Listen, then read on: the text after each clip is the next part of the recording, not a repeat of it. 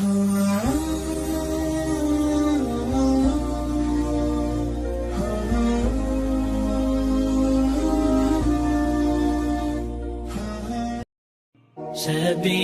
الدموع سبيل مريح، تنهدى يا صاحي كي تستريح. السلام عليكم ورحمة الله وبركاته. الحمد لله نحمده ونستعينه ونستغفره ونعوذ بالله من شرور أنفسنا وسيئات أعمالنا، من يهده الله فلا مضل له ومن يضلل فلا هادي له. أشهد أن لا إله إلا الله وحده لا شريك له، وأشهد أن محمدا عبده ورسوله وصفيه وخليله، أدى الأمانة ونصح الأمة وجاهد في سبيله حق جهاده. Wafilah rahmatullah, kita melanjutkan tadabbur kita terhadap surah Al-Hujurat.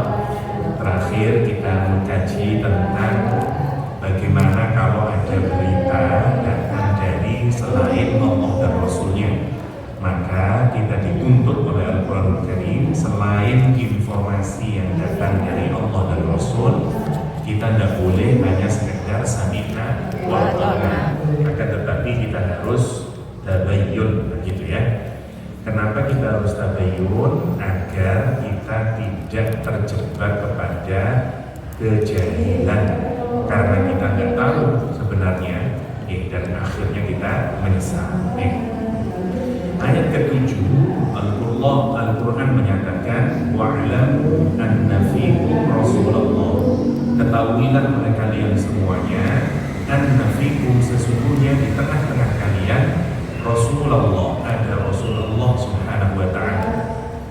Lau yuti'ukum, kalau Rasulullah SAW mentaati kamu semuanya, bukan mereka mentaati Nabi, tapi Nabi mentaati kalian, fi kathirin, dalam banyak, minal amri, dari urusan atau perkara, la'anittum, maka pasti itu akan menyusahkan kamu, pasti akan memberatkan bagi kamu, pasti akan menghancurkan kamu, dan pasti membuat kamu berdosa nanti. Ngoten maksudnya. Setelahnya Allah SWT menyatakan, walakin Allah, akan tetapi Allah SWT habbaba ilaikum, membuat cinta bagi kamu semuanya iman, di dalam iman, wa zayyanahu, dan menghiaskan iman tersebut fi qulubikum, di dalam hati kalian, wa karraha, dan membuat benci ilaikum, bagi kamu semuanya, apa? Al-kufra, kekufuran, wal fusuqa, kefasikan, wal isyan, dan maksiat. Ulaika humur rasyidun, mereka itulah orang-orang yang mendapatkan petunjuk dari Allah Subhanahu wa ta'ala. Ini berkenaan masih dengan akhlak kepada Rasulullah SAW berkaitan dengan berita bohong. Kemarin kan kisahnya adalah atas berita yang disampaikan oleh putranya Uqbah bin Abi Mu'ayth, yang namanya sinten kemarin Sanes Yazid Subegro, nantilah pokoknya putranya Uqbah bin Abi Mu'ayth, yang menyampaikan berita bahwa satu suku yang mereka mau ambil zakatnya itu ternyata yaitu Banil Mustalik, kampung Banil Mustalik, Walid, ingat saya, namanya Walid bin Uqbah bin Abi Mu'ayth. Walid menjadi, kalau sekarang amil, amil zakat, diperintah oleh Rasulullah untuk mengambil zakat kepada satu kampung namanya Banul Mustalik. Tapi karena Walid punya masalah dulu dengan orang yang ada di kampung Banul Mustalik, maka ketika Walid nyampe di sana dari jauh, Walid melihat orang-orang sudah mengeluarkan untanya, kudanya, dan seterusnya. Walid ketakutan, dikira Walid mereka hanya akan menyerang Madinah, membunuh Walid bin Uqbah bin Abi Mu'ayth. Akibatnya Walid pulang, alih-alih mengambil zakat, Walid justru pulang ngasih kabar kepada Rasulullah SAW bahwa kampung Banu Mustalik akan melakukan penyerangan terhadap Madinah. Padahal mereka dan Madinah Walid saja yang datang telat. Akhirnya orang-orang kampung Banu Mustalik karena sudah berjanji ke Rasulullah akan menyerahkan zakatnya, petugas zakat tidak datang karena telat. Mereka berinisiatif membawa sendiri zakatnya ke Madinah. Dan karena membawa sendiri, ini kan dulu zakatnya misalnya kurma, gandum dan seterusnya. Biar mereka mengeluarkannya membawa unta, kuda, dan dalam perjalanan tentu saja karena takut mereka juga bawa pedang dan seterusnya. Walid saja yang ketakutan, dikira mereka menolak dari zakat dan hendak membunuh Walid serta menyerang Madinah.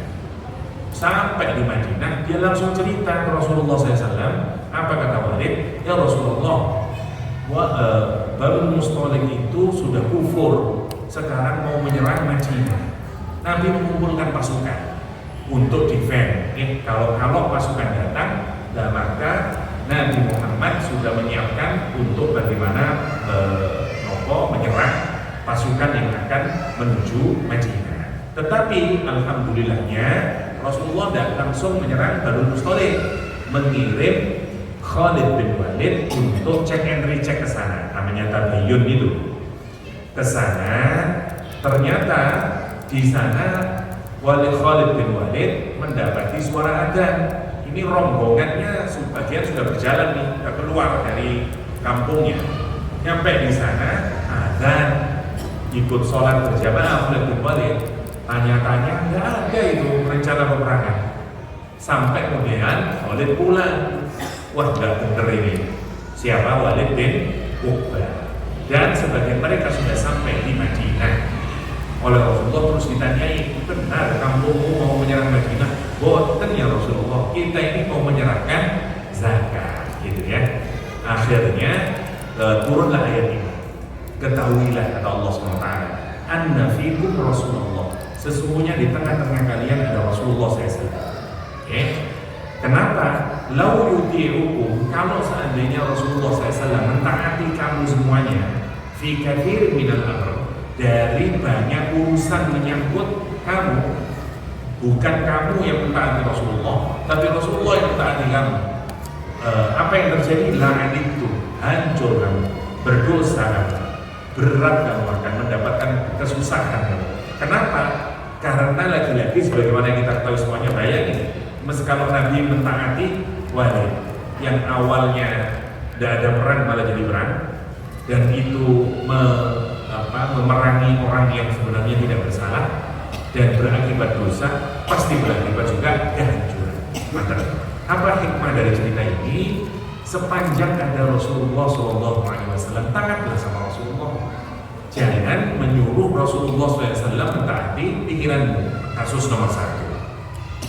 Kasus berikutnya, sebenarnya nanti dalam hal apapun ya, meskipun Rasulullah SAW memberikan kemudahan untuk memberikan pendapat, tapi sebagai seorang Muslim yang taat kepada Allah dan Rasul, mestinya kita kalau sudah Rasulullah memberikan opsi, sebaiknya kita sami'na wa ata'na.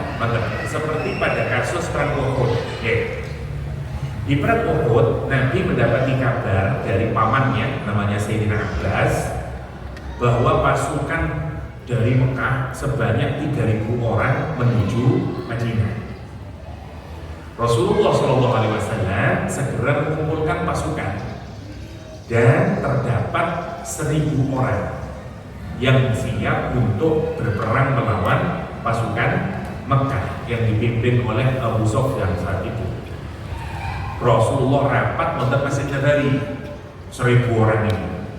Kata Nabi, bagi strateginya Nabi adalah kita jangan perang di luar seperti perang Badar. Perang pertama adalah perang Badar, perang kedua perang Uhud. Kata Rasulullah, kita jangan perang seperti perang Badar, yaitu keluar. Kita sebaiknya tetap saja berada di Madinah. Kenapa? Jumlah kita kecil, cuma 1.000. Sementara jumlah mereka 3.000. Rasulullah SAW diberitahu oleh Sayyidina Abbas bahwa pasukan musuh akan menerapkan strategi Scorpio, strategi apa Scorpio?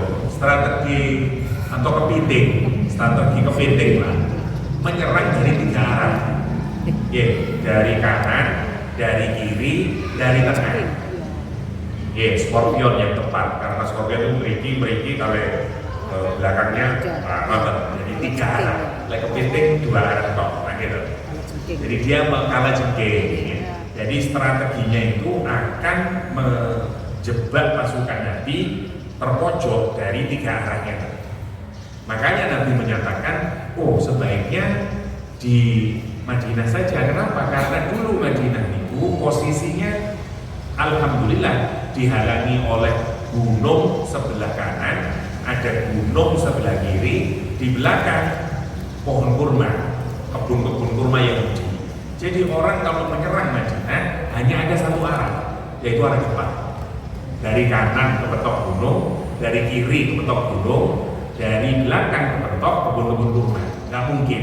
Jadi kalau menyerang kota Madinah saat itu hanya dari arah depan. Jangan bayangin sekarang ya, para harus diroboh kabeh menjadi sudah tidak bisa. Dulu begitu ceritanya. Wah, kalangan tua sepakat semuanya. Oke ya Rasulullah, kita sepakat itu. Sementara kalangan muda dan kebanyakan dari para sahabat nggak setuju dengan ide Nabi Muhammad dan beberapa sahabat senior. Kenapa kata dia? Ya Rasulullah, kami ini sudah kepingin mendapatkan keistimewaan sebagaimana keistimewaan pasukan Badar. Pasukan Badar cuma 317-an melawan 1000, tapi keluar, bukan perang di dalam kota Madinah, keluar di tempat namanya Badar. Nah, kenapa kita kok sekarang tidak keluar? Nomor 1, nomor 2 kata dia, bukankah kita ini meskipun 317 dulu kita diberikan kemenangan oleh Allah SWT? Nomor 2, nomor 3, kenapa mereka menginginkan keluar? Karena pasukan Badar itu begitu pulang dari peperangan mendapatkan kemenangan, semua orang yang ikut perang Badar dijamin masuk surga oleh Allah SWT sebanyak 317 ini. Nah, para sahabat itu iri. Aduh, aku gak melu, enak, melu perang Badar itu wis jaminan surga. Kenapa keluar? Karena saat itu memang niatnya bukan perang Rasulullah, niatnya melakukan penyergapan karavan miliknya Abu Sufyan yang sedang menuju Syria dan melewati kota Madinah. Mereka bawa barang-barang orang-orang Muslim yang ditinggalkan di Madinah karena di Mekah karena hijrah. Allah menurunkan ayat kepada Rasulullah SAW, kamu boleh mencegahnya. Makanya tidak banyak yang ikut, cuma 317. Dan Abu Sufyan membawa 1000 unta dengan perdagangannya ini, dan orangnya cuma 50. Mau jadi awalnya berapa rencananya perangannya ini penyergapan? 317 hanya melawan 50 orang.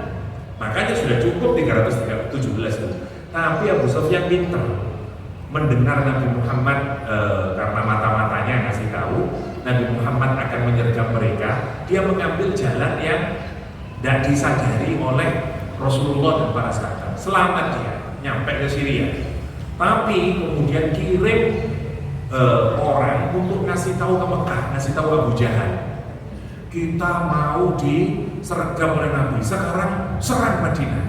Abu Jahal ngumpulin pasukan 1000. Nabi Muhammad karena nggak dapat waktu keberangkatan, kata Nabi Muhammad, kita tunggu saja kepulangannya. Pulang dari Syria menuju Mekah. Ternyata alih-alih ketemu rombongannya Abu Sufyan, sekarang ketemu sinten? 1000 pasukan itu. Makanya kenapa kok perang Badar itu dilakukan di luar? Karena nggak disongko nih, niatnya nyergap malah perang. Tapi oleh Allah SWT niki kehebatan dan kemuliaan orang di pasukan Badar itu tinggi sekali. Karena para sahabat Nabi yang ikut perang Badar itu paling utama, sahabat paling utama, dan semuanya di surga. Makanya sampai dulu ulama-ulama Indonesia waktu melawan Belanda, melawan Jepang itu dibikin semangat dalam perang fisabilillah dulu melawan Jepang, lawan Indonesia, lawan Belanda ini. Makanya dibikin sholawat di ahlil badri ya Allah sholatullah di umatan. Kita menggelorakan seperti Bung Tomo meneriakan Allahu Akbar sholatullah salamullah ala Rasulullah bi ahlil badri ya Allah dengan pasukan Badar ya Allah untuk menggelorakan semangat ya ceritanya. Nah, sepulang dari perang Badar, Allah memberikan wahyu kepada Nabi Muhammad, bukan di Quran, tapi bunyinya begini.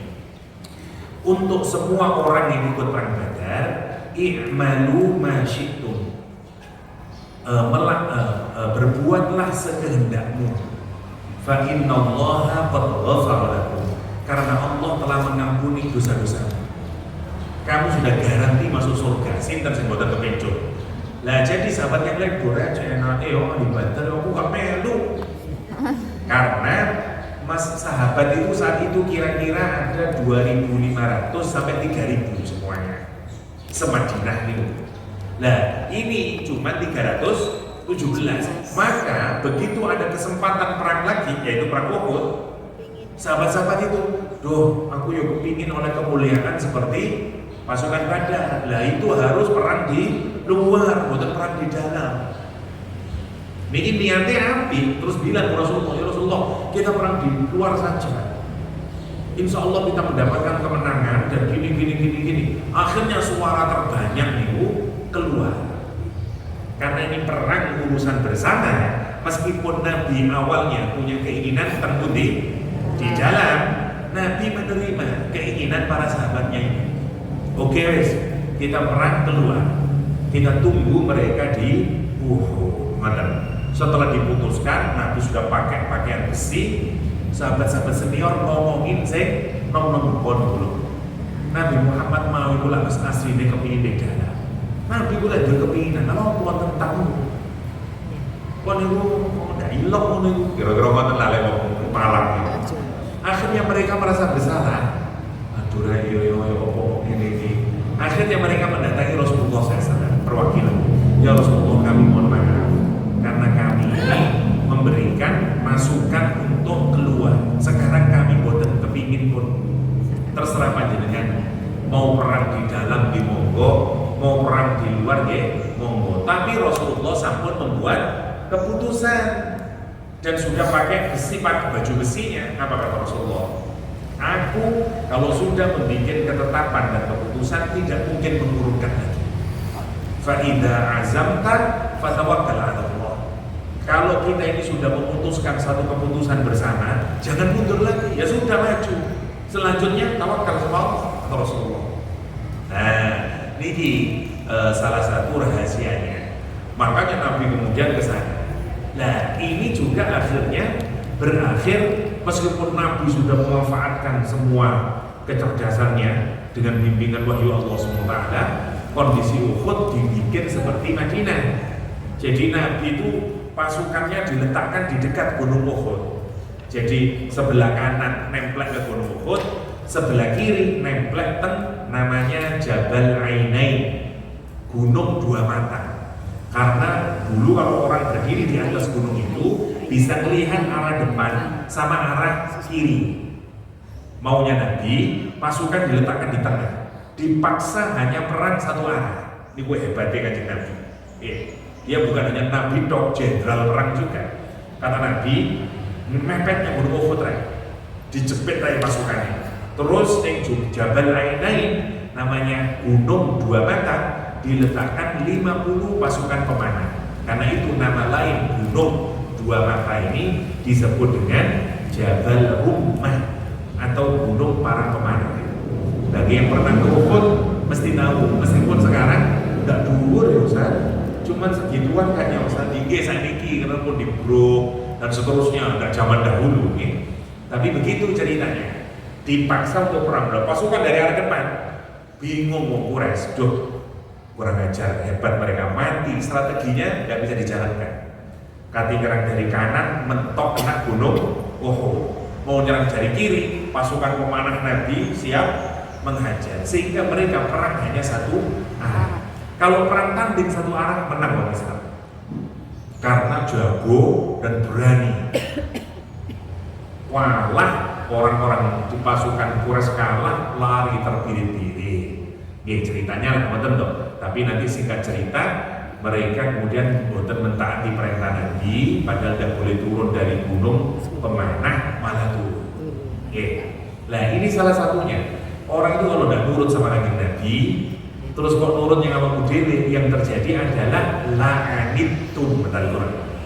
Pasti hancur kamu, pasti berdosa kamu, pasti rusak kamu, pasti akan menjadi beban berat buat kamu. Makanya kata Al-Quran Karim, ingatlah di tengah-tengah kalian ada Rasulullah SAW. Kalau Rasul nuruti keinginanmu, yang terjadi adalah awakmu dewe bosin kedosa. Awakmu nanti yang akan hancur. Kamu nanti yang akan merasa kepayahan itu. La'anittum, kata Al-Quran Karim. Kenapa? Karena sudah kalau ada Rasulullah wis pasrah bongkoan sama Rasulullah Sallallahu Alaihi Wasallam. Mantan akhlaknya itu. Jadi buat tenang misal kalau ada Nabi Muhammad itu. Nah akhirnya para sahabat diajarkan udah taat saja sama Nabi. Kalaupun kita ini punya ide dan seterusnya, karena pasti idenya Nabi tidak berasal dari syahwatnya, tapi berasal dari bimbingan wahyu, dari otak cerdasnya Rasulullah SAW, pertimbangan-pertimbangan yang sudah pasti bijaksana. Karena kalau enggak, ya sudah. Kalau kamu memaksa Nabi ngikutin kamu, yang terjadi adalah la'anittum, la'anittum. Nah, maka Allah SWT membuat hati para sahabat cinta kepada iman. Manut terusnya Rasulullah pun sami'na wa ata'na. Nah, ini pun ini. Jadi kapan iman tumbuh? Kalau kita pasrah bongkokan kepada Allah dan Rasulnya. Kita ini kalau tasnya buatan pasrah, jerone hati, dan muncul iman itu. Karena kita masih mengandalkan egoisme kita sendiri, keinginan kita sendiri. Maksudnya untuk konteks sekarang apa Ustaz? Lek wonten Quran, wonten sunnah, wonten hadis kanjeng Nabi, sudah sami'na wa ata'na. Boten usah ngeyel nggih pendapatnya dhewe. Kok kesusahan dhewe lho kamu. Nah, kira-kira ngoten. Pun diterima. Nah, nanti kalau kita ini menerima dengan tulus, Allah mengganti. Yang awalnya ego itu diganti dengan apa? Iman. Allah nanti membuat hati iman itu wonten di dalam hati kita. Habbaba ilaikumul iman. Terus iman itu dibikin cinta. Kita ini terus cinta sama iman. Dihiaskan iman itu di dalam hati orang yang beriman. Nah, makanya ciri orang yang mendapatkan petunjuk. Nah, jadi ayat ini isinya selain tentang keharusan untuk mentaati Rasulullah, yang kedua, ciri dari orang yang disebut Al-Quran dengan Ar-Rasyidun, orang yang dapat petunjuk. Irsyad itu jalan petunjuk yang lurus, yang tidak akan bengkok lagi. Ujungnya adalah surganya Allah SWT. Tujuan puasa kita yang ketiga adalah mendapatkan irsyad. Jadi kalau petani surah Al-Baqarah 183 sampai 187, niku tujuan puasa ada 3. La'allakum tattaqun, la'allakum tashkurun, la'allahum yarshudun. Jadi wonten 3. Ya ayyuhalladzina amanu kutiba 'alaikumus syiyam kama kutiba 'alal ladzina min qablikum la'allakum tattaqun. 1.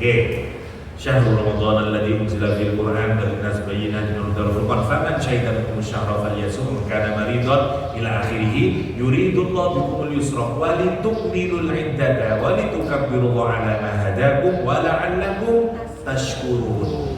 Nomor 2. Nomor 3, uhilla lakum lailata bukan wa idza sa'alaka ibadi anni fa inni qarib ujibu da'watad da'i idza da'ani falyastajibu li wal yu'minu bi la'allahum yarshudun. Jadi wonten 3 tujuan puasa ini. Nah, tujuan tertinggi dari puasa jadi rasyidun ini. Nah, di sini Quran menjelaskan ciri dari orang yang disebut sebagai rasyid, jamaknya rasyidun, orang yang dapat petunjuk Allah SWT. Nopo ciri Ustaz? Orangnya tunduk patuh kepada Allah dan Rasul, dan setelah itu hatinya senang kepada iman. Jangan ada orang wong mentaati Allah, semua yang berkaitan dengan iman dia senang. Nomor satu, senangnya ibu mentaati Allah dan Rasulnya. Ibu ciri orang yang rasyid. Nomor satu. Nomor dua, wa karroha ilaikumul kufra, dibikin benci ya terhadap tiga hal: terhadap kekufuran, terhadap kefasikan, terhadap kemaksiatan. Nah, monggo mangke saya ini sudah rasyidun nopo belum ya? Satu, semua hal yang membuat mengkufuri Allah dia tidak suka. Konteks sekarang nopo Ustaz? Hal-hal yang membuat kita ke arah syirik dia tidak suka, benci deh. Ayolah sampean dagang misalnya boten laku-laku konco terus ngomong, "Mbak, tak tonton toko ini sampean kok sepi yo. Aku loh ini punya dene uang, sentuh kode waris loh. Tiba-tiba dene Mbak yang Gunung Kawi, misalnya yang Gunung Kawi terus gini. Alhamdulillah jadi lakapi Lah, mungkin kalau jenengan dagang cuma sehari dua hari nggak kebencot. Tapi lagi dagang setahun, bagi malah nggak tahu bagi rugi terus. Sementara anak-anak jalur bayar SPP, ngumpet sirah. Yo, beliau, wes tambah percaya mbak, laris, kegoda ini. Tapi lagi jenengan benci yang kata dulu. Oh ini dulu. Apa aku kira katanya jadi musyrik terus benci. Nah itu tanda jenengan rasyid. Ini contoh ya. Atau nopo mawon nah, jenengan sakit nggak waras-waras. Wes melbu rumah sakit kono, dokter kono kini, yo gak waras-waras. Teko koncone. Oh ini ono lho koncoku mbak, ono koyo ngene. Iku pas iku koncoku nyang wong pinter mbak. Yo dilarang yo kersane Gusti Allah. Makan terus. Dadi lan warase mbak. Ini waktu iku yo kon gelek nopo lah. Misalnya kon gelek PT Ireng terus getene iku diombe mbak. Malah ngono dan seterusnya. Niku padahal itu mengarahkan kepada kesyirikan karena misalnya ciri-ciri pengobatan nopo mawon kalau di dalamnya melanggar aturan Allah niku biasanya saking setan. Misalnya minum darah itu haram. Kok diminum pasti itu boten benar. Ngoten nggih. Niku ciri-ciri. Terus kadang-kadang kita tergoda nonton yo suara tidak waras-waras dan seterusnya. Yo tapi kan ini ikhtiar namanya Ustaz dan seterusnya. Iku namanya bodone iman itu. Nah, tanda lek jenengan gak ada iman ning jero ati, boten saged kempal. Sama kan? Kita ini tidak bisa jadi antara cinta dan benci ini boten saged dari situ. Lek panjenengan cinta iman pasti benci tiga hal ini. Mantap ya. Makanya cirinya apakah hati saya punya iman atau enggak? Check and rechecknya adalah apakah saya benci kepada kekufuran atau enggak. Lah ada orang mengkufuri Allah, mengkufuri nopo mawon lah bentuk-bentuk kekufuran kita benci, lah itu tanda iman. Sebenarnya ya jilbab itu tidak terlampau wajib loh. Karena sebenarnya itu tradisi orang Arab saja. Jadi sebenarnya itu nggak apa-apa kalaupun kita ada itu terus dengan melu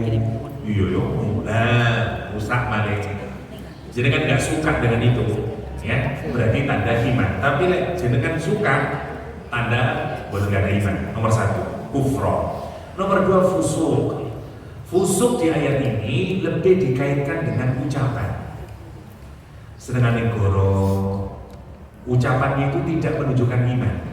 Gosip udal-udal keelehan wong, fitnah, kedustaan, omongan kotor, itu semuanya fusuk. Fusuk niku sebenarnya maknanya ngeten nggih. Awalnya fusuk niku kurma lek tasih kulitnya niku utuh, niku kurma yang baik. Tapi kalau kulit arinya niku tipis, niku sudah mulai mengelupas. dan kurmanya sudah mulai membusuk, orang Arab menyebut kurma fasik. Tikus selama masih ada di dalam lubangnya dia aman, tidak membuat kotoran, ngerigiti gobes, ngerigiti nopo boten, tempe ngerigiti boten, karena dia masih ada di dalam lubangnya. Tapi lek tikus niku pun keluar dari lubangnya, dia bikin kerusakan. Karena itu Rasulullah SAW menyebut tikus, cicak sebagai si fasik kecil. Dalam bahasa Arab disebut dengan fuwaisik. Makanya boleh dibunuh. Cicak, tokek. Karena itu si fasik kecil. Isinya nggih kotoran namanya fuwaisik. Apalagi dulu, kenapa disebut fuwaisik Ustaz? Karena dulu ceritanya di zamannya Nabi Ibrahim, ketika Nabi Ibrahim dibakar, semua makhluk menolong Nabi Ibrahim hendak memadamkan api, kecuali cicak dan tokek ngububi, tambah gede apinya. Karena itu cicak dan tokek dikenal dengan nama si fasik kecil, karena dia tidak mentaati Allah. Makanya sampai detik hari ini boleh, jadi dengan materi cicak boleh. Cicak sama tokek, pulau gila tapi lihat tokek, cicak masih berani, tokek dan manggel ketemu mau tokek tak, dan seterusnya momen. Jadi niku boleh dibunuh dua binatang ini, dan memang bikin kotoran itu cicak sama dan seterusnya. Niku dari situ diambil kata fase. Apa idenya ngeten? Orang itu, kenapa kemudian ada orang fase? Kita ini punya tempurung seperti atau rumah seperti tikus. Nopo tempurungnya Ustaz? Kulit ari kita ini apa? Selama kita boten keluar dari situ kita baik, boten fase. Yaitu fitrah kita. Fitrah yang menungso itu boten goro. Fitrah yang menungso itu boten seneng budal-budal kesalahan wong. Fitrahnya manusia itu jujur. Lah begitu kita keluar dari fitrah itu, seneng goro, seneng itu, namanya fasik. Ngoten istilahnya itu. Makanya definisinya para ulama, fasik adalah orang yang bermaksiat kepada Allah. Ngoten, tapi meskipun dia masih mukmin, orang fasik masih muslim. Ono wong iman tapi yo senengane ngoten niku. Nah, dalam konteks ayat ini berkenaan dengan lesan, sering goro, sering adu-adu, namimah, sering nopo mawon tak, seperti pada kasus tadi itu, yaitu memberikan berita bohong. Nopo mane poso? Kata Rasulullah SAW, "Man lam yada' qawla zur wal 'amala bih, falaysa lillahi hajat fi an yada'a ta'amahu wa syarabah." Sapa wong sing poso enggak iso nahan, enggak bisa berhenti dari kebohongan. Poso tapi saya ngomong goro dan dia bertindak atas kebohongan tersebut, Allah tidak butuh orang itu tidak makan dan minum. Masya Allah. Misalnya Mbak sampai ro dapat ibu loh jari ini aku ini kon berita itu ya naruh aku tapi ngomong dong ngomong yo ta ini pun tidak jelas nih berita bohong nih. Terus jenengan wes mari ngono bertindak berdasarkan berita bohong itu, ketemu wong terus jenengan gak gunanya kosong. Hati-hati. Ini merusak pahala puasa dan nol nilai puasa kita. Jadi kan memang nggak perlu kodok, tapi buat nonton nilainya. Ada beberapa hal yang penting dihindari berdasarkan hadis. Kalau kita puasa itu nomor satu tadi nih, buatan angsal nomor berkata dusta. Qaulaz zur, yang pertama itu qaulaz zur, ucapan dusta, yang itu juga merupakan ciri dari kefasikan. Nomor dua, kata Rasulullah SAW, laisa saum atau laisa siyam minal akli wasyarab. Poso itu bukan hanya dari gak makan gak minum. Innama saum, bahwasanya puasa itu minal lagwi, meninggalkan lahwun. Nopo lahwun itu Ustaz? Sesuatu yang akan mengalihkan kita dari tujuan puasa, karena kita sibuk dengan sesuatu yang lain. Terus lagi tidak ngelek takwa, tidak membuat kita bersyukur sama Allah, tidak berusaha untuk menekan hawa nafsu, terus akan merasa kehadiran Allah SWT. Itu tujuan puasa. Tapi kita terdistraksi gara-gara sibuk dengan yang lain. Namanya laghwun. Posoan bukan asal mata. Contoh, jadi dengan poso tapi sibuk dengan contoh drakor sampai lali jadi aku poso ini apa ya tujuannya? Karena sibuk menikmati ngoten niku. Terus lali, terus ngrasani wong, matur ngoten napa mawon lah. Terus kumpul-kumpul ambil konco, mari ngono mulai ngomong 1 2 wis krempet-krempet akhirnya gosipi dan seterusnya. Lupa kita dengan tujuan puasa yang mengharuskan kita menahan tadi. Namanya laghwun, atau bahasa sekarang namanya entertainment, kesenangan-kesenangan yang membuat kita lupa sama tujuan puasa. Gak boleh kata Rasulullah. Nomor 2, kalau cepetakan ya, biar kujuratnya cepat. Nomor 3, gak boleh ngomong balik rofath. Minal laghwi war rofath kata Nabi. Gak boleh mengeluarkan kata-kata, gambar, nonton apapun yang membangkitkan syahwat. Omong, ini mungkin gak banyak kalau bagi perempuan, bagi laki-laki biasanya. Omong sama ibu ya Allah, belum lah, saya mau nah kalau tenang sah. Nanti membangkitkan syahwat, ini buat tenang sah. Selama puasa seperti kita haji, gak boleh kita ngomong ataupun melakukan apapun yang membangkitkan seksualitas. Niki akan gaono ganjaran yang kosong. Sama persis seperti orang pakai ikhram. Nanti rusak ikhramnya, bayar dam nanti dan seterusnya. Nomor 3, yang terakhir, gak boleh jahalah. Fala yajhal kata Rasulullah.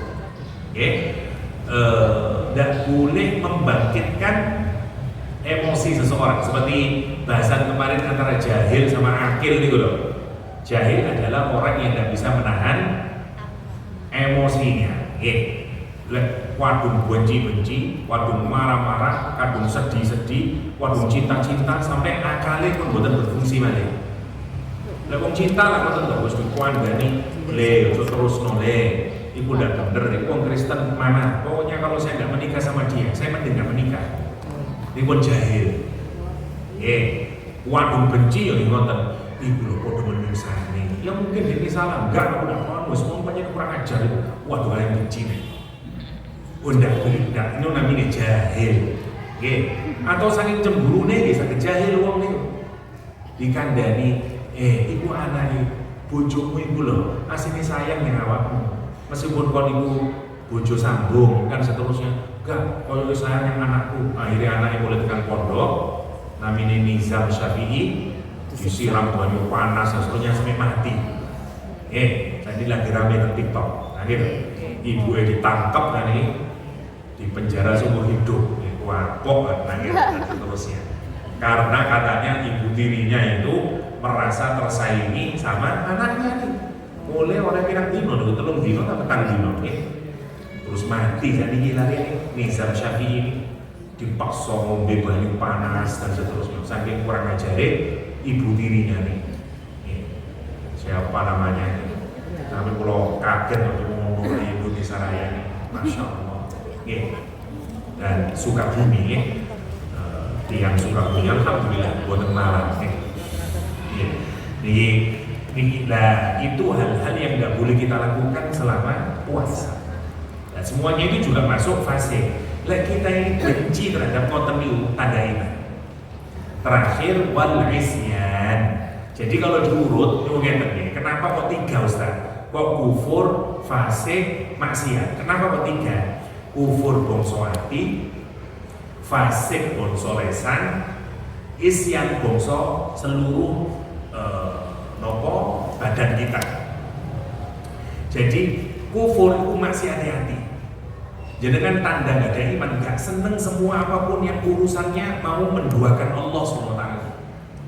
Karena di hati hanya ada Engkau ya Allah. Nah, ngoten. Niku makanya semua kekufuran boten seneng. Yang kedua urusan lesan, namanya fasik. Lesannya itu nanti tidak senang diajak goro, nggak senang diajak gosip, nggak senang diajak nopo mawon lah. Nah, aku nggak senang diajak nopo mawon lah. Urusan dari lesan kita, buatan temen dijogo terus lesannya. Yang terakhir namanya urusan yang berkenaan dengan seluruh bagian tubuh kita. Nonton barang haram, ngerungokno barang haram, melangkah ke tempat yang haram, mengambil dengan tangan sesuatu yang haram, menyentuh yang haram. Nah ini namanya isyan. Makanya tanda orang beriman yang disebut rasyidun, 3 bagian dari tubuhnya mentaati Allah. Hatinya, lesannya, dan seluruh anggota tubuhnya. Kalau hati namanya kekufuran, kalau lesan namanya fasik, kalau seluruh anggota tubuh yang lain namanya maksiat. Makanya di situ disebut wa karroha ilaikumul kufra wal fusuqa wal isyan. Niku kenapa kok 3? Nah kalau makanya nanti dicontoh, jadi kan benar-benar iman, nggak suka menduakan Allah. Nanti hatinya nih buat teman-teman, ini oleh nggak banyak Gusti Allah, pokoknya kalau dia nggak mau. Ada iman nih. Hatinya tidak mau digandengkan dengan yang lain. Dan seterusnya. Nanti semakin tulus kita kepada Allah SWT, mengerjakan apapun lillahi ta'ala, karena Allah. Aku poso ya karena Gusti Allah, aku nopo mawon karena Gusti Allah. Itu tanda iman. Kita tidak mau mengkufuri Allah SWT. Nah ini bukan lek fasik urusannya kali lesan. Boten goro, kalau janji ditepati, ini urusan fasik. Kalau sudah ngomong aku menit teko ya teko. Niku jenenge yang ada iman. Makanya niku urusan lesan. Terus Gusti Allah itu ciri dari orang yang meraih kebajikan paling tertinggi. Nopo ciri ini? Wal mufuna bi ahdihim idza ahadu. Al-Baqarah 177. Salah satu cirinya adalah orang yang selalu menepati janjinya ketika dia berjanji. Apa yang keluar dari lesannya dia pegangin. Boten fasik orangnya. Mbak, aku jahit no yo. Iya, kapan tadi Mbak? Insya Allah telung dino malih. Oleh telung dino jeneng temeniko, sepurane Mbak, gurune tok sing mari. Ya ada dorongane. Belum tanda orang rasyidun. Penjahit. Penjahit. Akhirnya sang makhluk jenengan sampean itu penjahit atau penjahat tambah ngomongnya dan seterusnya. Kita ini kalau jadi penjahit, ya misalnya, yang jujur. Kalau memang tidak selesai 2 hari, ngomong jangan 2 hari. Sepurane yo niki rada numpuk, insyaallah paling 1 minggu Mbak. Lek sampeyan gelem, ya taruh, lek gak gelem cari penjahit yang lain. Saya nggak mampu. Kedamoten, niku namanya jujur. Yang dari lesan kita pegangin. Niku tandanya jangan duwe iman. Ngoten nggih. Jadi wong jujur, semua urusan dengan lesan. Kalau maksiat semua yang berurusan dengan selain lesan dan hati. Menarik ya Al-Quran. Jadi inti dari kita ini wonten 3 nih. Hati, mulut, sama semua perbuatan. Niku namine. Lah kalau kita sudah menjaga 3 itu, ulaika humur rasyidun. Itulah orang yang rasyid, mendapatkan petunjuk jalan yang lurus, yang terus. Orang itu tidak mungkin mati kecuali dalam keadaan husnul khotimah. Ini disebut dengan rasyidun. Kita lanjutkan. Fadlan minallahi wa ni'mah. Nah, itulah karunia dari Allah yang sangat besar. Napa niku? Iman. Jenengan niku lek diparingi Allah dunya, sugih, dan seterusnya. Niku nggih rezeki. Tapi aslinya niku rezeki kecil.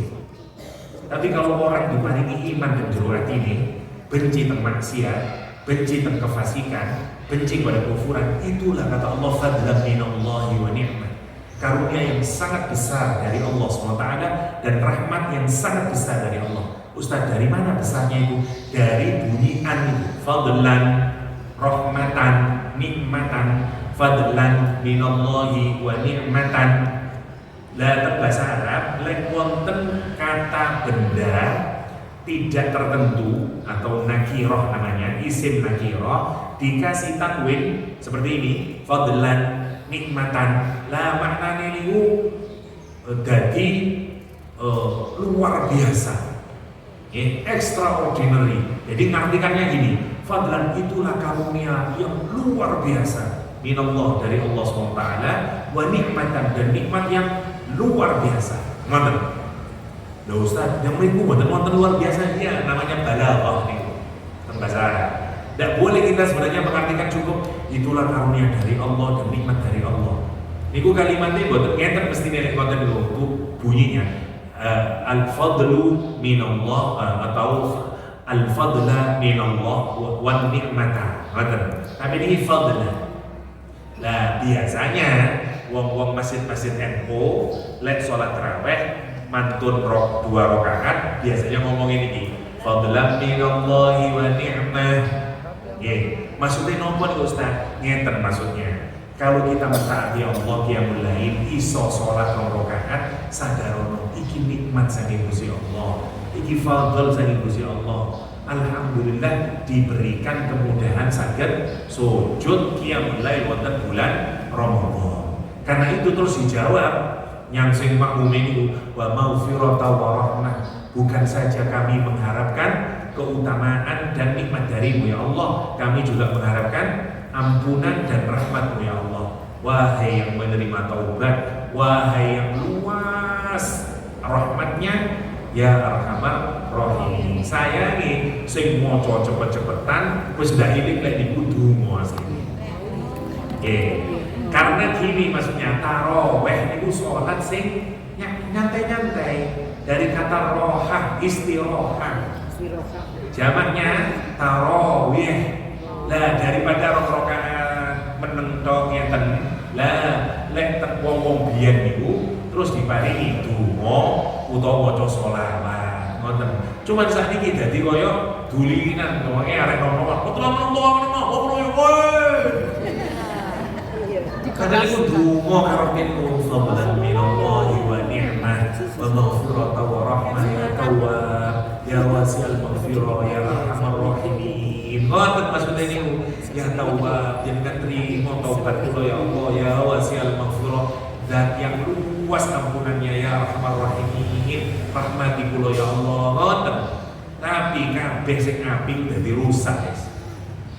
Gara-gara cepet-cepetan nopo maneh sing kados teng Blitar itu sudah boleh Allah Akbar iki ono-ono angel niki tarawih dadi nopo boten karuan boten ngoten nggih maksudnya niku ada banyak dulu kenapa kok diparingi fadlan minallah cerita sejarahnya niku. Nomor 2 karena untuk membedakan wong Syiah. Dulu wong Syiah niku mlebet teng kalangan Ahlussunnah wal Jamaah. Akhirnya untuk membedakan kiai-kiai Jawa itu menyebut semua nama sahabat 4 ini. Karena lewat Syiah boten purun Umar radhiyallahu anhu, Ali radhiyallahu Utsman radhiyallahu anhu, Umar radhiyallahu lah cek entry ceknya ngoten. Makanya lihat masjid-masjid NU dulu katanya awalnya itu dari mana kebijakan itu? Dari pemerintah kerajaan Mataram Islam dulu. Terus diomongi Al-Khalifatul Ula Abu Bakar As-Siddiq radhiyallahu anhu, jamaah itu ngomong radhiyallahu anhu. Lah iki ono sing ndak ngomong radhiyallahu Syiah berarti. Ngoten ceritane ini untuk memisahkan orang Syiah. Dulu ceritanya begitu. Wallahu a'lam. Tapi sekarang gawe tulinan, guys. Sallallahu Muhammad sholawat kan Kanjeng Nabi mawon wis boten-boten khusyuk-khusyuk ya. Sallallahu ya nopo padahal kita baca sholawat kepada Rasulullah nih, Allahumma sholli ala Muhammad, Allahumma sholli alaihi. Nah gitu lah mestinya. Tapi pun buat wonten khusus-khususnya malah jadi ayo cepet guys, Allahu Akbar. Ya nopo lah jangan dibayangin. Nah ini maksudnya tokoh lagi fadlan minallahi wa ni'mah. Ini nikmat yang agung dari Allah SWT. Berarti nopo mungguhe wong mukmin niku nopo nikmat paling agung? Gak ada iman, gak ada cinta dan jero hati dan Gusti Allah kali Rasulullah benci terhadap maksiat, benci terhadap itu nikmat yang paling agung. Jadi kan diparingi dunia, diparingi sehat, tapi hati ini kafir, dari mulut fasik, maksiat terus niku bencana. Fir'aun dikasih kekuasaan berakhir dengan boten rasyidun. Jadi ahli neraka, korun, sugih wong ahli neraka. Semuanya coba bayangkan. Tapi wong diparingi nikmat saged iman, saged boten kufur, boten fasik, fadlan minallahi wa ni'mah. Maka jangan kita ini masya Allah oleh dunia syukur, giliran iman boten syukur. Coba jangan kita pikirkan, kenapa kita ini tidak pernah mensyukuri Allah karena masih diberikan lesan kita ini sakit maca Quran. Sapirang-pirang wong boten sakit maca Quran karena kesibukannya, karena dia nopo lah saking kufure tembusi Allah, dan diberikan nikmat masih pinter maca Quran enggak iso. Kenal Allah ae boten. Jadi nek saken to ningali wong-wong kafir, ya Allah. Wong yang pinter, wong yang tapi boten kenal Gusti Allah, dan ngerti haram, dan ngerti halal.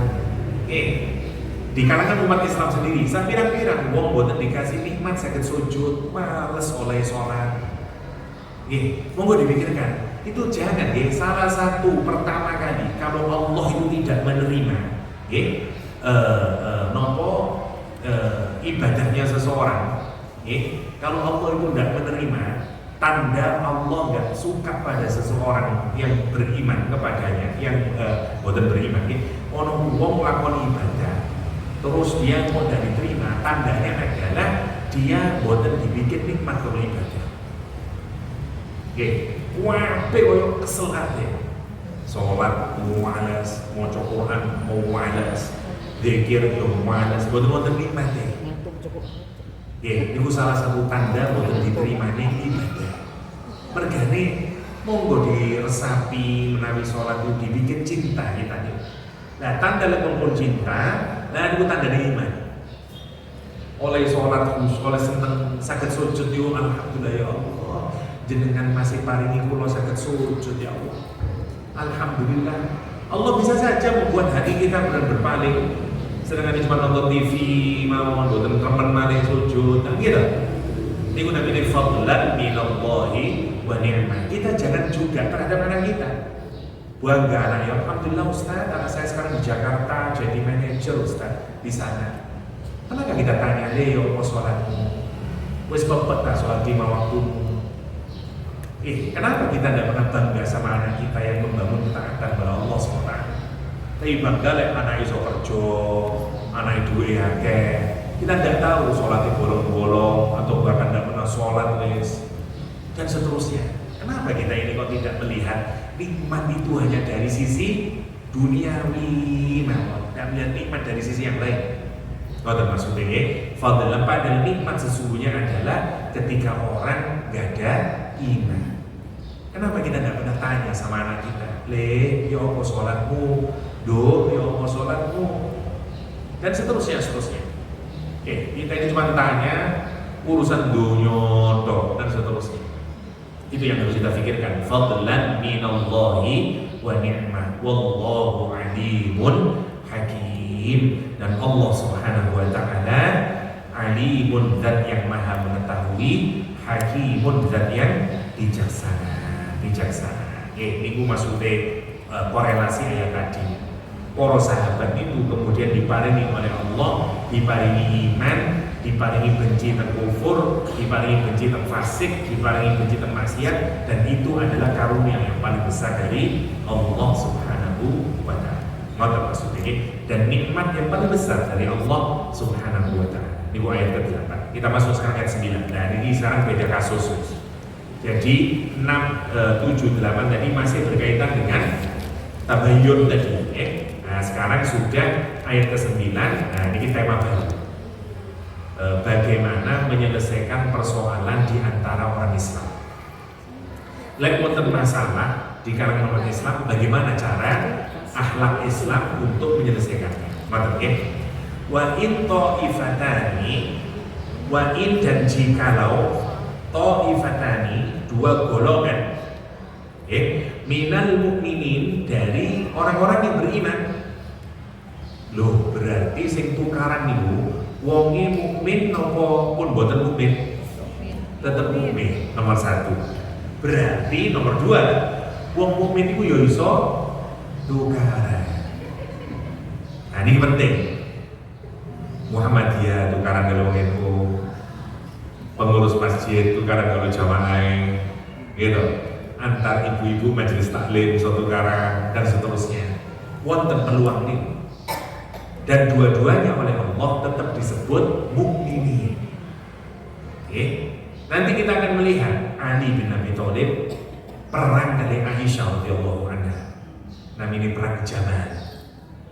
Dua sahabat Nabi, satu namanya Ali bin Abi Thalib selaku khalifah saat itu berperang dengan Muawiyah, sahabat Nabi juga di Syria.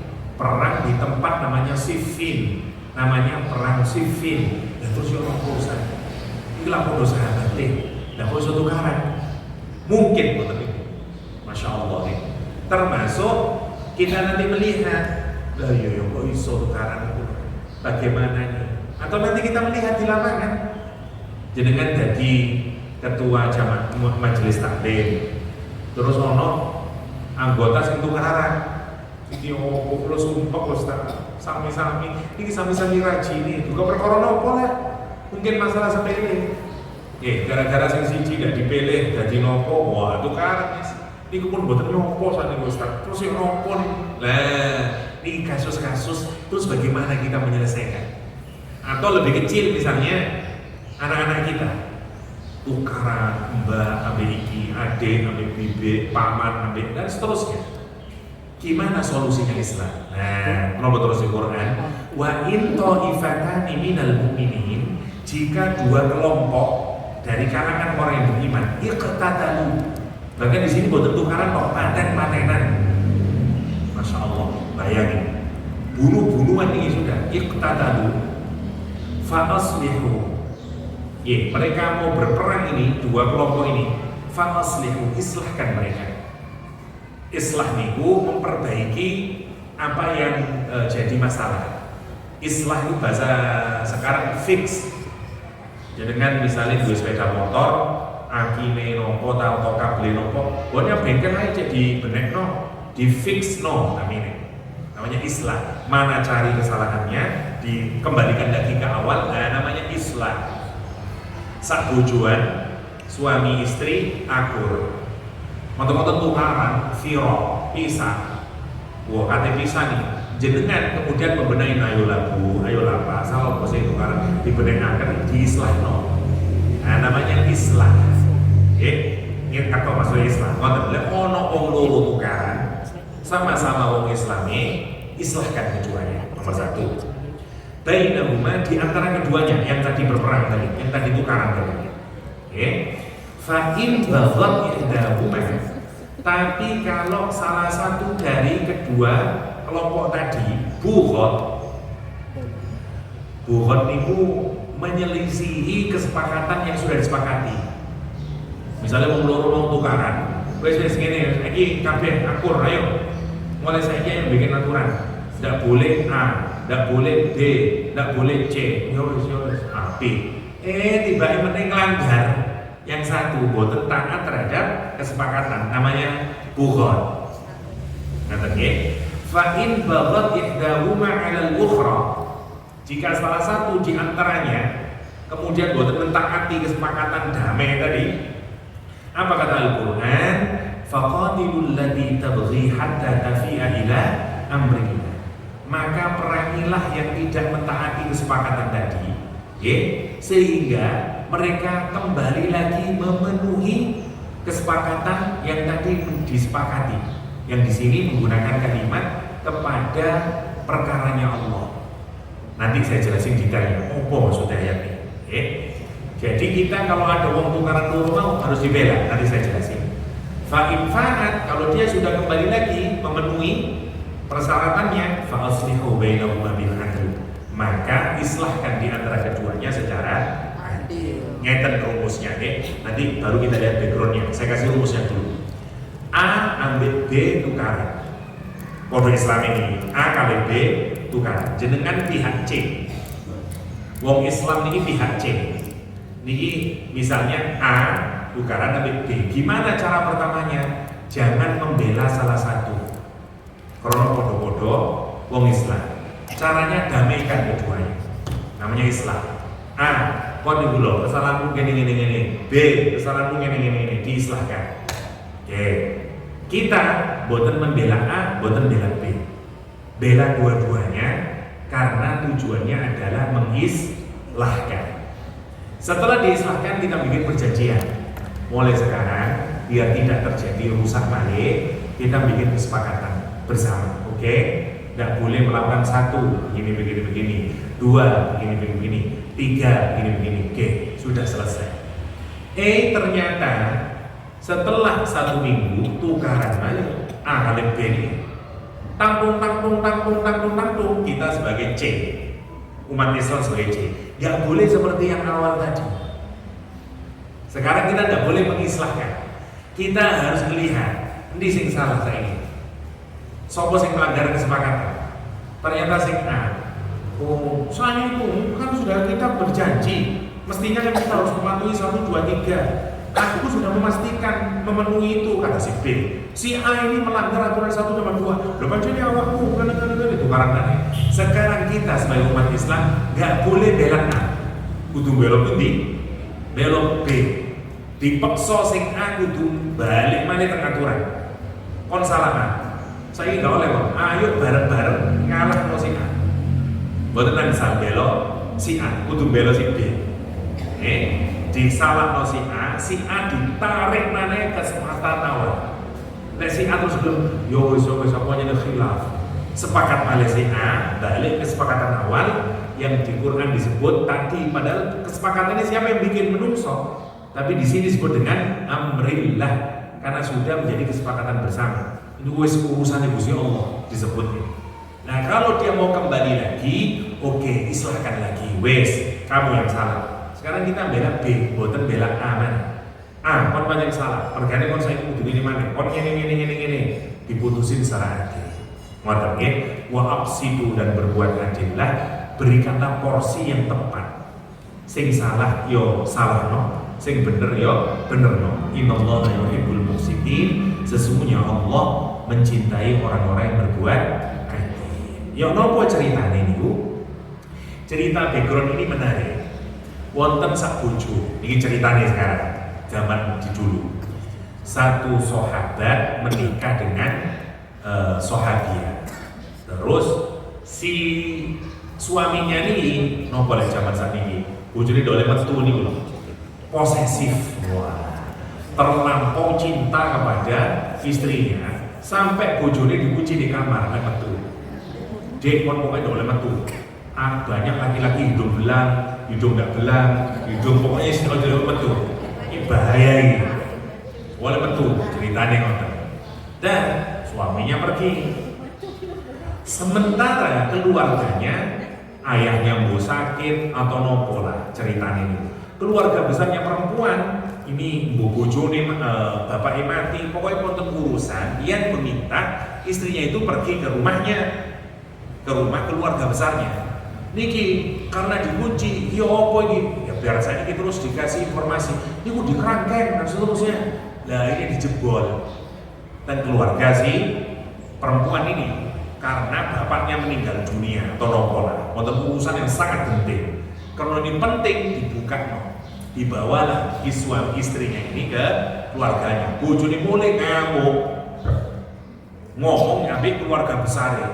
Pak ajar, bojoku itu lah wis aku tuh. Ngene tukaran dua keluarga besar nih.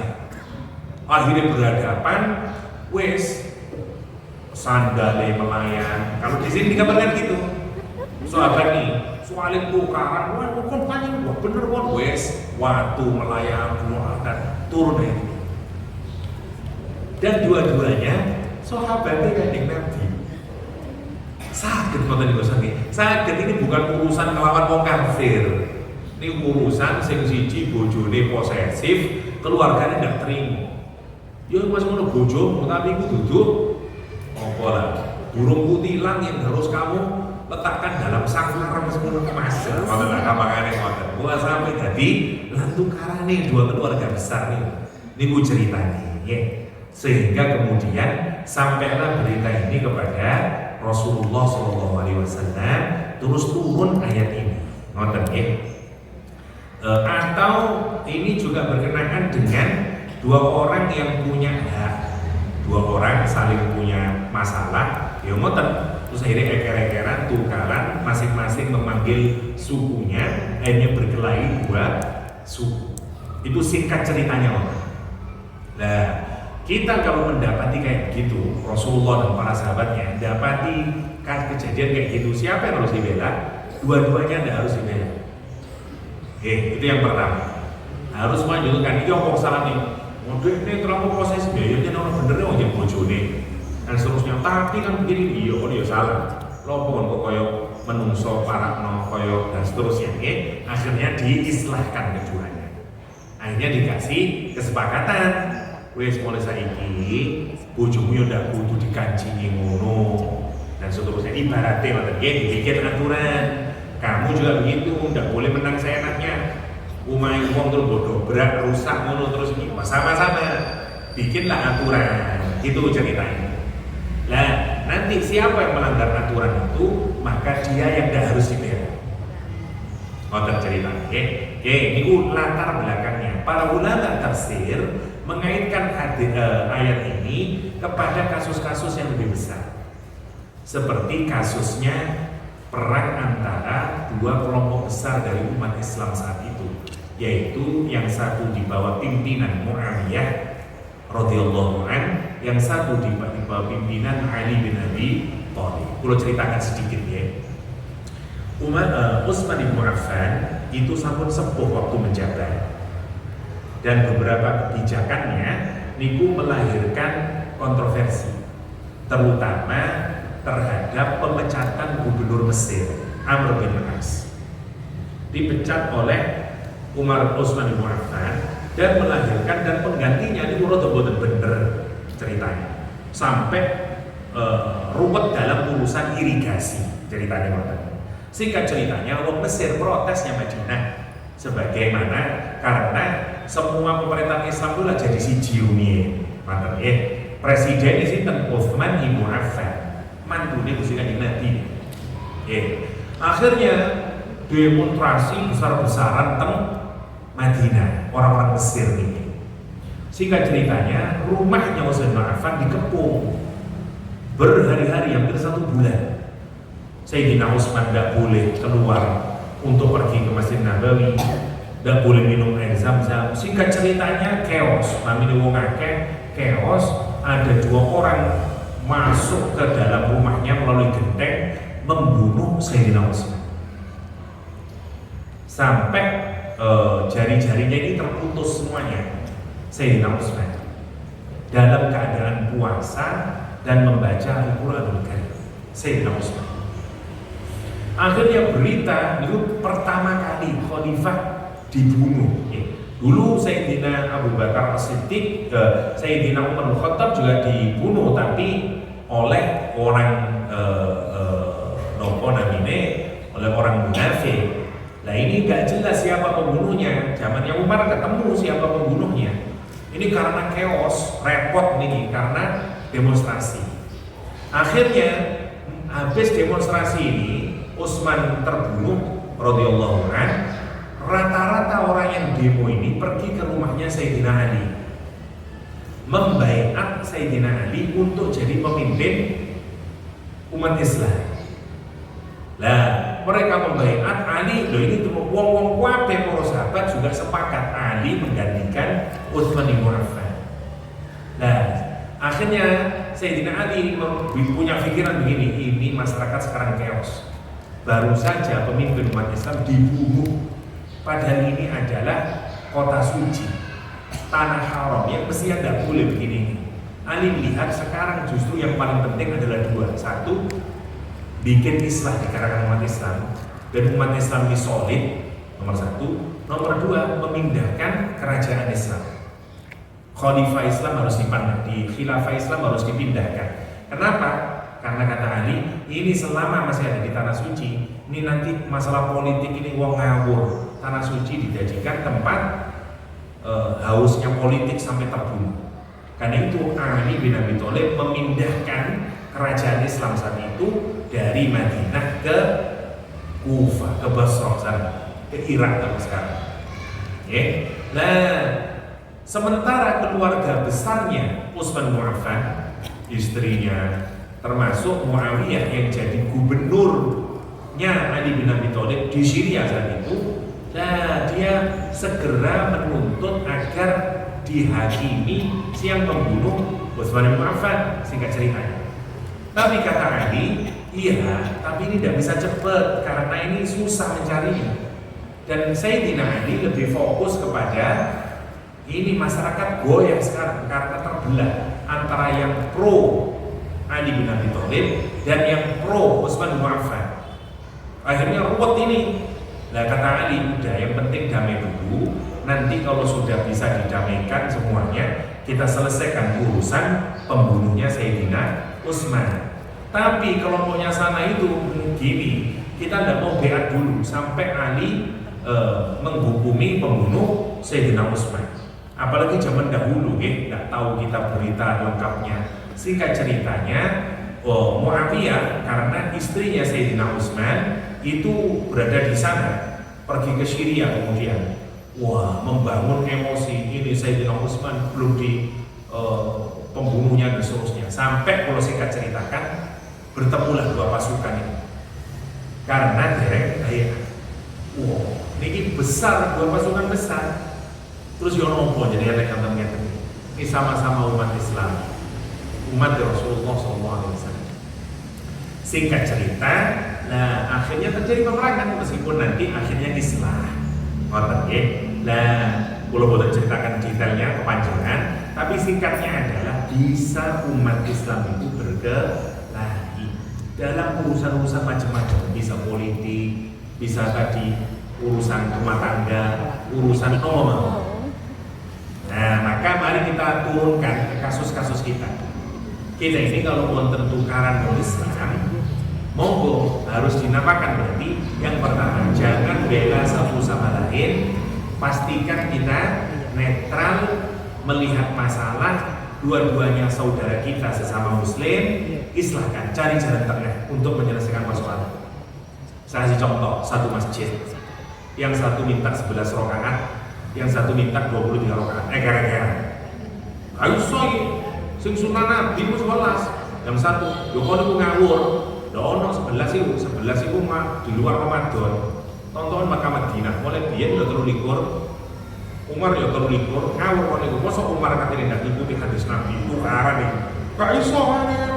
Pokoke nek ndak 23 gak usah digawe salat. Wah, sampean orang Islam yang tidak ikut berkelahi, apa yang harus dilakukan?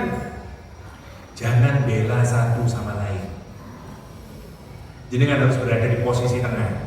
Sing tukaran iki padha wong Islami. Siji namanya Muhammadiyah, satu namanya NU. Ibaratnya lah ngoten. Nah, maka gimana cara menyelesaikan? Lungguh bareng, cari titik temu, islahkan mereka. Ayolah Mas Muhammadiyah, lo posisi sama ini tukaran, Mbak NU misalnya, lo posisi sama ini tukaran. Ayolah ini misalnya ketemu kesepakatan. Wes mulai sekarang ini aja kita tarawih 2 kali misalnya. Tarawih pertama nanti setelah dapat 4 ditutup dengan witir. Imam pertama menutup dengan witir misalnya. Habis itu yang mau tarawih 23 mundur berada di soft belakang. Setelah selesai witir, maka yang 11 silakan keluar. Maka yang 23 maju dengan imam kedua melanjutkan 23. Jadi masjid ini menyelenggarakan 2 misalnya, terus disepakati wes ngono yo. Lah mau setuju ini. Berarti kita diakomodir semuanya. Berarti yang ono 11 ono 23 misalnya. Seperti masjid Asyifa temburiku niku. Wonten 11 wonten 23. Tapi kalau lihat terakhir ternyata meskipun sing NU melu 11 Krono kula kadang ngisi temburiku karena begitu 11 yang saya lihat cuma ada 4 bapak yang sholat di depan, hilang kabeh karena 11 wah ini tepat ini wis mari dan seterusnya ini mboten napa-napa. Wong intine salat berapa rakaat pun mboten napa-napa. Tapi jangan bela satu sama lain. Ustaz ya, coba tukaran aja. Lah bikin kesepakatan terus. Gini ya, sekarang nggak boleh. Kita ini masih untuk bersama, biar sing bangun yuk bareng-bareng misalnya. Sepakat, wes aman. Tiba-tiba Gesro Malik misalnya terus Muhammadiyah misalnya wes mari sholat kita langsung aja. Mari dungo sama sing suwi wis mriku. Ojo ngalih-ngalih misale tukaran mana. Siapa yang harus kita bela sekarang? NU nih kita bela. Kenapa? Muhammadiyah melanggar peraturan. Mestinya setelah 11 kamu keluar. Lah kok suwi ini? Ya kula itikaf. Misalnya, itu sudah melanggar berarti melanggar kesepakatan. Ngoten caranya dalam Islam kalau kita ada konflik. Jadi kan punya anak, sama-sama muslim nih, tukaran. Pertama, jangan bela satu sama lain. Dudukkan dua-duanya, cari titik tengahnya, islah. Baru bikin kesepakatan. Ayo, saya ada tukaran. Mulai sekarang kamu harus A, B, C, D. Siap ma, wis nonton gol. Tukaran mana? Dia, sama sing melanggar. Adik kula mah ngene. Kan iso awakmu. Wah, terus dilihat, yang salah. Tidak oleh kamu, kita harus membela satu. Nah, ini caranya kita menyelesaikan persoalan menurut surah Al-Hujurat.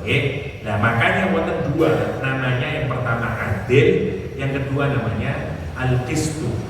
Maknanya sama-sama adil, cuman bedanya gini, kalau adil itu keadilan secara umum. Tadi yang pertama tadi, wonten tukaran awal, jenengan wonten bela satu sama lain. Nah ini pun namanya adil. Kita tidak bela. Tapi kedua, kalau sudah konflik malih, jenengan harus bela salah satu. Nanti porsinya tidak benar, porsi salah. Makanya begini caranya awak. Lah kamu yang benar berarti ini kamu. Namanya qistun. Makanya di situ ada dua kalimat yang dua-duanya maknanya adil. Makanya jangan perhatikan itu fa aslihu bainahuma bil adli manten wa aqsitu. Lah iya ya. Jadi wonten dua adil itu teng bahasa Al-Qur'anul Karim. Napa bedane ngeten? Kalau qistun niku berkenaan dengan timbangan. Pemberian yang sesuai makoni. Lah iki salah yo kaya ono saene. Lah iki sing bener kaya ono saene. Pas porsinya. Tapi lek adil niku secara umum. Makanya wonten beda antara al-qistu sama al-adil. Al-qistu sama al-adil. Kenapa kita harus begitu nih Bu? Saya akhiri dengan satu ayat lagi nya, namun kalau wonten kegiatan nanti jam 9 kipun jam 9 ya. Satu ayat lagi. Kenapa kita harus begitu? Innamal mu'minuna ikhwah. Karena sesama orang beriman itu, semua orang beriman itu ikhwah. Ini penting ya, jangan pikirkan. Dalam bahasa Arab, kalau saudara kandung, bahasa Arabnya ikhwatun. Kalau saudara bukan kandung, dulur nongkola podo, tapi bukan kandung, bukan satu darah. Misalnya saudara sesama iman, saudara podo sa-RT, dulur podo sebangsanya. Bahasa Arabnya ikhwanun. Jadi wonten ikhwan, wonten ikhwah. Tapi menarik ya, di Quran dulur podo mukminin dianggap sama dengan dulur sesama darah. Jadi pulau lan jenengan itu mestinya sama nilainya dengan saudara sekandung. Kalau mereka disakiti, kita juga harus sakit. Kalau mereka tidak bisa makan, kita juga harus sumpah. Kalau mereka dan seterusnya, karena nilai sepersaudaraan karena iman itu nilainya sama dengan persaudaraan karena darah. Akhi fillah, akhi fil Islam, itu sama nilainya.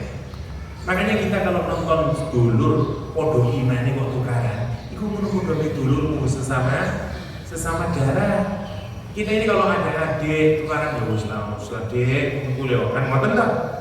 Kenapa kita ini kok tidak bisa meleraikan persoalan? Sampai kapanpun jenenge wong Islam itu tidak mungkin bisa hanya satu. Karena Allah yang menyatakan gitu. Kalau aku mau, aku jadikan kalian menjadi satu. Tapi enggak, memang akan pecah-pecah. Makanya kita dituntut fastabiqul khairat. Pasti wonten Salafi, wonten NU, wonten Muhammadiyah, wonten Dewan Dakwah, wonten Al-Irsyad, wonten macam-macam. Nah gitu. Pasti wonten beda-beda nih karena beda organisasi, beda cara dakwah, beda macam-macam. Semuanya harus kita sadari dia saudara saya. Kalau ketemu Ustaz Soleh Hadromi, karena beliau akan antarkan haji nanti untuk saudaraku, ya. Terus kepanggil oleh beliau, Ustaz di sana sama-sama suntik, ya. Ada Ustaz Soleh Hadromi. Terus saya bilang sama Ustaz Soleh Hadromi, Ustaz saya senang sama antum Ustaz. Saya bilang sama Ustaz Hadromi, kenapa? Karena jenengan bisa menerima perbedaan. Apa kata Ustaz Soleh Hadromi? Kata Soleh Hadromi, ayo, podo Islami, kalau podo tukaran. Saya dari tukaran itu nafsu, karena udah salah kan? Beliau jadi Salafi, tapi tetap sakit merangkul Yo Muhammadiyah, merangkul NU, merangkul itu nih, meskipun tetap dia berbeda. Itu yang nopo, selamanya NU yo akan ngono teniku, Muhammadiyah bakal ngoten niku. Buktine nopo? Hisab kali ru'yah. Wadah wis tetap no pemerintah, Muhammadiyah ya tetap enggak mergo. Sing anu ya tetap kemis kersane pun. Iku yo nopo malih kok jeneng ngoten. Nggih. Kakan ndak bisa, sudah itu dulur kita. Sudah berbeda tapi tetap kita bisa menerima perbedaan itu sebagai kewajaran itu. Kayak selamanya wonten dalil kita ndak perlu tukaran. Makanya kata Allah innamal mu'minuna ikhwatun fa aslihu baina akhawaykum. Perbaiki, lek wonten masalah sesama orang iman, perbaiki di antara saudara. Wattaqullah, dan takwalah kepada Allah. Jadi lek kita ini senengane membuat islah di antara sesama orang iman, tandanya jenengan ada takwa. Karena itu diakhiri dengan kalimat takwa. Tapi orang Islam senengane tukaran, nyari perbedaan, dan merasa diri sendiri kaplingan surga. Itu tanda menerima. Kenapa sih kita seneng orang lain itu masuk neraka padahal sesama muslim? Tapi lagi giliran sama orang Kristen, sama orang kafir, itu saya, itu lahan dakwah kita. Itu ketemu orang Islam salah, buat baik. Tapi lagi giliran ketemu podo konco Islami, padahal beda organisasi nih, kita tukaran koyo gojek ambek. Kok sih opo-opoan betul itu? Masya Allah. Monggo lah kita itu melihat perbedaan sebagai sesuatu yang wajar. Karena kabeh podo dulur, podo mukmin, pada dulur mukmin. Ini yang penting. Karena itu adalah realisasi dari ketakwaan kita kepada Allah. Wattaqullah, bertakwalah kepada Allah la'allakum turhamun, agar kalian semuanya dirahmati oleh Allah Subhanahu wa ta'ala. Niku mawon ngapunten sangat sebenarnya mulai ayat ke-11 sudah bicara tentang ciri dari mukmin sejati. Kita masih belum selesai, kita masih di akhlak kalau wonten konflik antara sesama orang yang beriman. Niku mawon ngapunten boten pertanyaan nggih, waktune boten cekap kula ngapunten sangat, nanti di lain waktu mawon menawi wonten tanya jawab. Demikian hadallahu ya ajmain. Wassallallahu ala nabiyyina Muhammadin wa alihi wa sahbihi wasallam wa akhiru da'wana alhamdulillahi rabbil alamin. Subhanakallahumma wa bihamdik asyhadu an la ilaha illa anta astaghfiruka wa atubu ilaik. Assalamualaikum warahmatullahi wabarakatuh. Allahu Rabbi wal Islam dini wa Muhammadan Rasulullah.